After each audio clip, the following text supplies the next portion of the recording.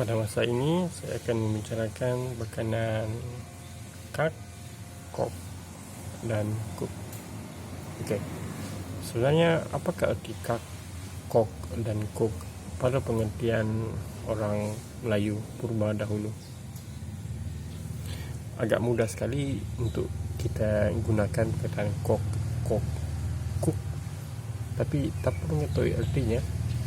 Abang suka untuk kita menyelami apakah pengertian atau penghayatan yang dapat kita manfaatkan daripada ini. Okey.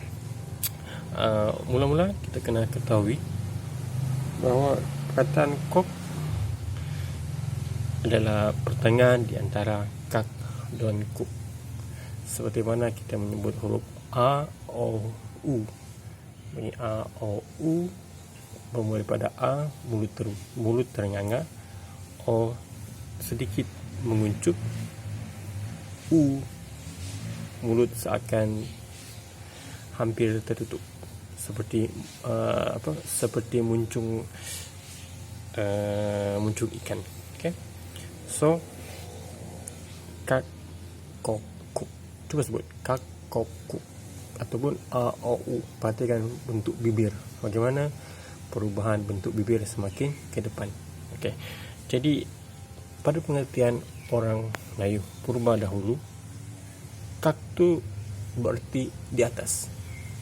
Secara mudahnya kak tu di atas, bukanlah secara lebih terperinci kak tu di atas, tapi pengertian mudah kak tu pada yang nyata sifat ke atas. Seperti mana halnya dengan kakak dan adik. Kakak atas, adik bawah. Okey. Dan kok tu dijumpai selepas pengertian kuk dijumpa. Dengan kata mudah lain, kak datang dahulu, kemudian kuk, dan barulah diikuti oleh kok. Okey. So bila mana kak tu ke atas, kuk tu ke bawah, jadi kok tu di tengah-tengah. Okey. Tanpa pengertian kuk takkan jumpa pengertian kok, kerana yang di tengah tu biasanya dijumpai setelah hujung dan hujung terjumpa. Bila dua hujung terjumpa, barulah kita dapat menjumpai yang tengah-tengah.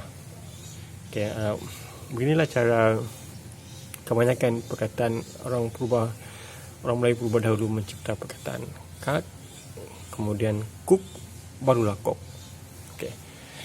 Okay. Secara nyatanya seperti apa yang terlihat pada gambar ni, kak atas, kok, kuk bawah, kemudian kok di tengah-tengah. Okey, jadi bila kita bayangkan, cuba bayangkan bengkak benjolan ke atas. Okey. Kemudian lekuk benjolan ke bawah. Tapi bengkok ianya mesti atas dan bawah. Bengkok tak terjadi jika hanya ke atas. Jika hanya ke atas, akan jadi bengkak. Jika hanya ke bawah, akan jadi lekuk. Tapi jika ianya mempunyai atas dan bawah, barulah kita panggil sebagai bengkok. Okay, jadi untuk sifat manusia, tubuh pada manusia amat mustahil untuk mengalami bengkok. Sebab bengkok mustahil, kurang kita akan patah. Okey, jadi itulah pengertiannya. Untuk jika kita sandarkan kepada tempat, kak tu atas, kok tu tengah-tengah, dan kuk tu bawah. Okey, contohnya sangkak. Apakah sangkak?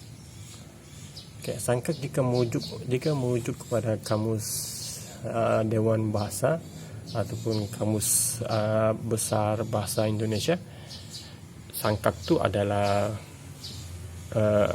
hujung-hujung cabang, adalah cabang-cabang pokok. Okey. Kenapa cabang-cabang pokok? Okey, sebab diandaikan cabang-cabang pokok ni adalah bahagian yang paling atas sekali, yang paling hujung atau yang paling atas sekali. Mungkin kita boleh membahas secara lanjut sangkak tu atau ranting atau dahan itu mungkin juga ke bawah, tapi kebiasaannya hujung tu kita andaikan sebagai yang ke atas. yang ke atas. Okey, kemudian pokok. Kenapa pokok di tengah-tengah? Sebab pokok tu bukanlah merujuk kepada keseluruhan sangkak, merujuk kepada dahan dan sebagainya. Tapi keberadaan pokok tu di antara langit dan tanah. Jadi ia berada di tengah-tengah. Bukanlah kerana pokok tu hanya bersifat pada teras sahaja, tapi dia merujuk kepada keseluruhan tu. Okey, jadi pokok dia menggunakan perkataan kok sebab kerana atas dan bawah tu tanah, bumi, atas tu langit. Jadi ianya berada di tengah-tengah. Okey. Saya malas, bukanlah saya malas, saya cuma tidak mahu untuk membahas secara lanjut kenapa letak perkataan po pada pokok, sang pada sangkak. Pembahasan itu mungkin akan saya bahas, tapi bukanlah masa sekarang. Okey, dan untuk perkataan kuk, mangkuk. Okey, jadi untuk kebanyakan suku di Nusantara ni, kita selalu mendengar perkataan mangan. Okey, kecuali Melayu, amat jarang untuk kita mendengar. Bukan amat jarang, amat mustahil untuk kita mendengar perkataan mangan daripada mulut mereka. Mangan. Tetapi dalam perkataan Melayu kita ada perkataan mangkat, kita ada perkataan manggis, kita ada perkataan mangga. Dan perkataan itu semua di dalam bahasa Melayu itu sendiri. Okey. Pada pendapat saya, mangan ni digunakan oleh orang Melayu, oleh orang purba Melayu pada satu masa dahulu. Tetapi ingat semakin pudar. Okey, apa maksud mangan? Mangan tu secara mudahnya makan. Anda boleh tanya orang Jawa, boleh tanya sebahagian besar suku-suku di Sarawak, suku-suku Dayak di Sarawak, mangan tu bagi mereka makan. Ataupun mungkin jugalah sebahagian daripada orang-orang di Sumatera yang bukan bersuku Melayu, mungkin bagi mereka mangan tu pun makan. Okey, mungkin. Okey, tapi Melayu tidak. Okey, Melayu tidak. Okey. So, jadi mang tu merujuk kepada makan tu sendiri. Mangan tu adalah perbuatan untuk makan tu. Okey. Jadi mang kuk, makan, kuk tu ke bawah. Kuk tu ke bawah seperti apa yang saya tulis di sini, ke bawah. Jadi mang kuk maksud dia makan ke bawah, ataupun itu pada pengertian mereka. Ataupun jika kita cantumkan perkataan tu, kita akan mendapati mangkuk ni adalah tempat makan yang bersifat ke bawah. Okey, jelas sekalian. Kenapa tidak piring? Kenapa tak pinggan? Sebab piring dan pinggan tidak bersifat seperti begitu. Dia punya ke bawah tu tak sejelas, tak senyata mangkuk. Okey. Jadi itulah perkataan mangkuk. Okey. Berbalik kepada penjelasan tujuan penulisan ini. Jika kita fikirkan rokok, songkok,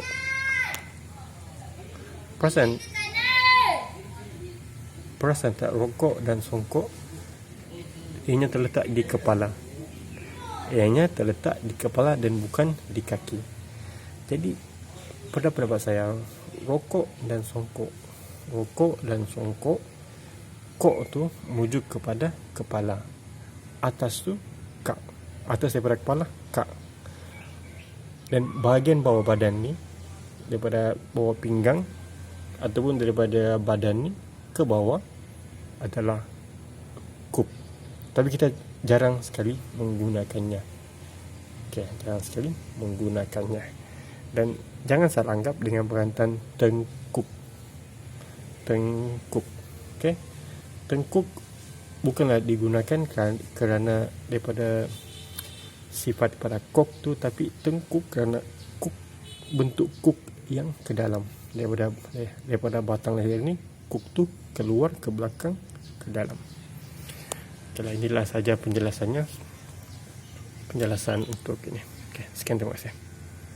Jika ada persoalan, Anda boleh bertanya di ruangan komen.